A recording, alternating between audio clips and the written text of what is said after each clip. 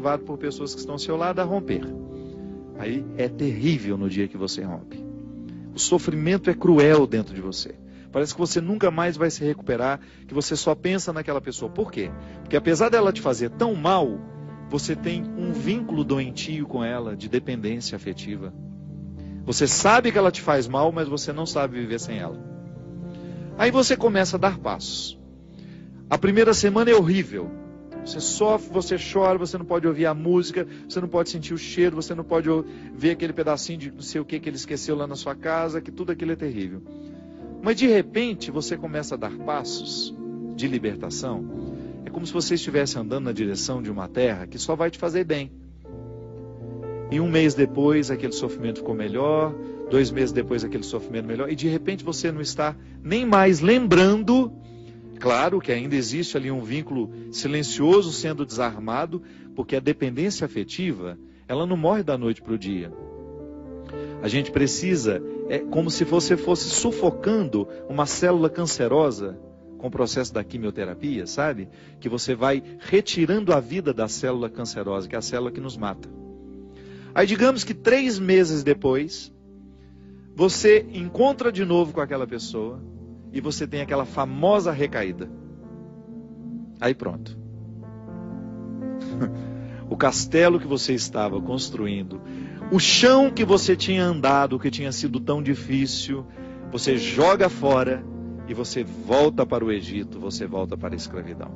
Você faz o mesmo que os companheiros de Moisés queriam fazer, voltar a comer a cebola, voltar a comer o alimento podre, estragado. Aí você reata aquele relacionamento, porque ele é doentio e você não cuidou da devida distância que você deveria manter. Porque quando você tem essa dependência afetiva, você tem que estabelecer a distância, porque senão você não se cura. Você tem que parar de querer saber da vida daquela pessoa, porque senão você não se cura. Você precisa parar de ficar fuçando o Facebook dela, porque senão você não se cura. Você precisa parar de ficar investigando a vida. Onde que ela foi? O que ela estava? Você tem que cessar todos os pontos que podem lhe fazer querer voltar para o Egito. Porque senão você nunca vai se libertar. Aí 3 meses depois você está bela e formosa já, matando a célula cancerígena, você vai, dá mais uns beijos na boca, volta àquela dependência horrorosa e o inferno retorna na sua vida. Na sua primeira semana é até bom que está tudo voltando.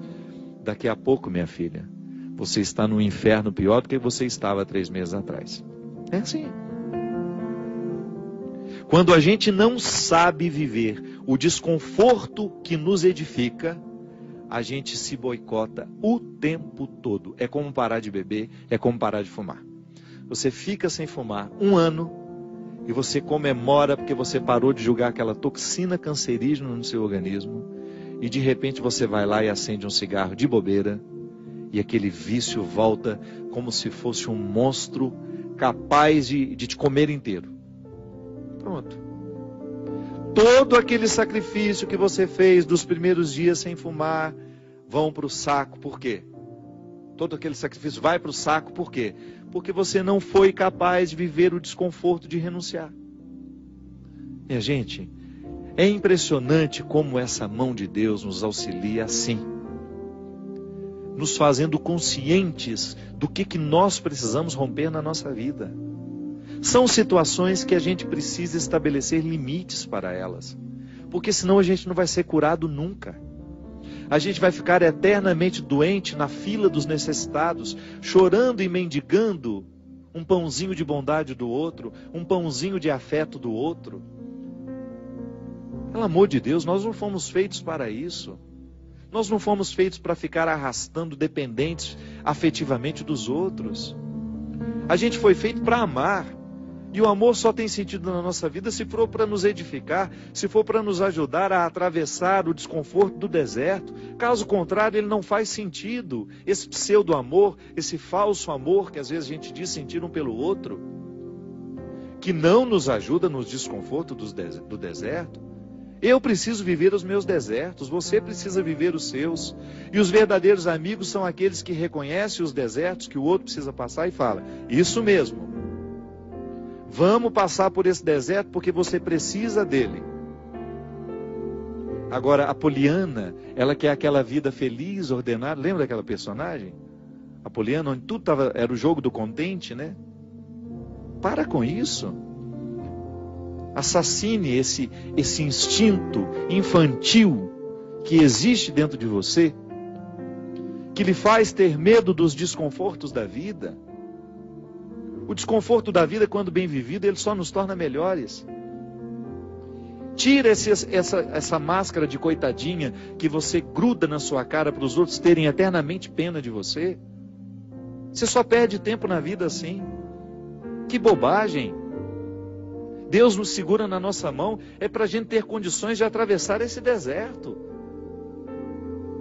Não é para ficar recaindo eternamente e voltar a comer as cebolas do Egito, porque a gente teve dó de nós, porque a gente teve dó do outro, não. A caminhada é para frente que se vai. E chega um momento, quando Moisés chega diante de Deus e fala, agora você resolve essa situação, porque eu não sei mais o que fazer. Já construíram um bezerro de ouro no meio do caminho, já arrumaram confusão, já estão adorando até outras situações, então nem lembrando que o Senhor existe.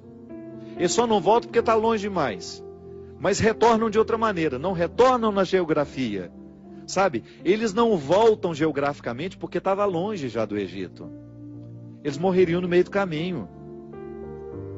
Mas não voltavam geograficamente, mas voltavam afetivamente. Porque às vezes a gente já ultrapassou o território da nossa escravidão físico. Eu já saí da cadeia, mas a cadeia não saiu de mim. É assim que funciona. Eu já dei os passos na direção da minha liberdade, mas eu não fiz a conquista da minha liberdade. Eu não decretei a conquista da minha liberdade.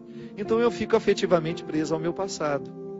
Lamentando as cebolas do Egito, lamentando o namoro que terminou, a situação que foi terminada, a amizade que foi traída. Então quando Moisés está diante do Mar Vermelho, e ele fica apavorado, porque agora eles não tinham mais para onde ir, ou atravessavam o mar, ou voltavam para o Egito, e o exército do faraó já estava chegando para capturá-los.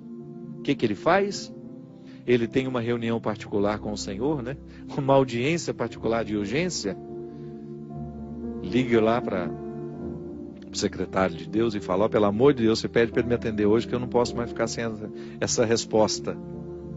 O exército do faraó está chegando. E aí ele acha que Deus iria dar uma resposta fácil para ele, né? Ia dar uma solução rápida. Não. O que Deus fala? Lembra, gente? Lembra? Corre, né? Entra nessa água. Olha que frase forte. Diga ao povo que caminhe. Eu não vou fazer por vocês o que só vocês podem fazer. Eu vou dar todas as graças para que o milagre aconteça. Eu vou fortalecer a coragem de vocês, mas se não colocar o pé na água, se não desafiar este mar, ele não se abre. E foi o que o povo fez. Moisés à frente, certamente, cheio de medo também, né? Ai, meu Pai de misericórdia, o que vai acontecer agora? Quando ele começou a entrar, a colocar os pés na água, Deus faz a sua parte. Minha gente, a nós nem importa se isso aconteceu dessa maneira mesmo. A nós interessa é o fato de que Deus faz diariamente isso na nossa vida. Sempre que eu me encorajo a vencer os mares que me desafiam, eu estou exercendo o cuidado de Deus na minha vida. Sempre que eu me encorajo a colocar o pé no mar que me ameaça, eu estou cumprindo a parte da promessa de que Ele estará sempre ao meu lado. Você faz a mesma coisa. Sempre que você desafia os seus mares, sempre que você enfrenta os seus desconfortos, quando você não tem medo do desconforto que lhe chega, quando você olha para ele de frente, você fala, e agora? O que é que nós vamos fazer a partir desse momento? O que você me traz de bom? O que você está me desafiando? Eu vou aqui recrutar as minhas melhores partes, porque só isso me interessa. Se o desconforto me chega, eu preciso atravessar esse deserto para poder alcançar essa parte da terra prometida que me espera.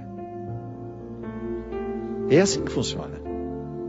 Não há uma fórmula mágica para a vida. Ainda que a gente não acreditasse em Deus, nós teríamos de viver os desconfortos que nos fazem crescer. Ainda quem não crê em Deus precisa enfrentar os desconfortos de sua história, de sua existência. Agora é claro que quando a gente acredita em Deus, quando nós acreditamos de que existe alguém superior a nós, nos capacitando para a gente fazer a travessia, um conforto a mais nos é oferecido.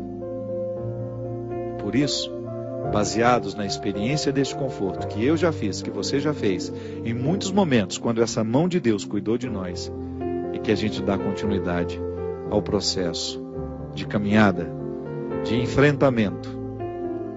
É enfrentamento, a palavra é essa.